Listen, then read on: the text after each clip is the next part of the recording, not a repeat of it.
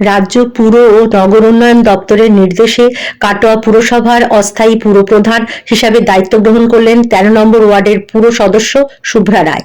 বৃহস্পতিবার দুপুরে কাটোয়া পুরসভার সভাঘরে এক সংক্ষিপ্ত অনুষ্ঠানে বিদায়ী পুরপ্রধান সমীর কুমার সাহা আনুষ্ঠানিকভাবে শুভ্রা রায়ের হাতে পুরসভার দায়িত্বভার তুলে দেন। বিদায়ী পুরপ্রধান সমীর কুমার সাহা জানান, আসলে আমার ব্যক্তিগত কিছু সমস্যার জন্য বা শারীরিক অসুবিধার জন্য আমি 4 তারিখে পদত্যাগপত্র চেয়ারম্যান দিয়েছিলাম। দীর্ঘদিন ধরে তিনি কাউন্সিলর রয়েছেন, চেয়ারম্যান পদ সামলিয়েছেন আমাদের শ্রীমতী শুভ্রা রায়, 13 নম্বর ওয়ার্ডের কাউন্সিলর। ওনাকে আমি আজকে উপরের নির্দেশ অনুযায়ী আমার চার্জটা ওনাকে আমি হ্যান্ড ওভার করলাম এবং পরবর্তীকালে যে পদক্ষেপ হবে সেটা চেয়ারম্যান নির্বাচিত হবেন এবং তখন আমরা সেইভাবে ফুল প্লেজে কাজ করতে পারবো। এখন আমরা সেইভাবে কাজকর্মগুলো চালিয়ে যাবো। এদিনের দায়িত্ব হস্তান্তর অনুষ্ঠানে উপস্থিত ছিলেন পুরসভার কার্যকরী আধিকারিক চঞ্চল মণ্ডল সহ পুরসভার অন্যান্য পুর সদস্যরা। প্রসঙ্গত ব্যক্তিগত অসুবিধার কারণ দেখিয়ে 4 নভেম্বর কাটোয়া পুরসভার পুরপ্রধান সমীর কুমার সাহা এবং উপপুরপ্রধান লক্ষিন্দর মণ্ডল তাদের ইস্তফাপত্র কাটোয়ার মহকুমা শাসকের কাছে জমা দেন।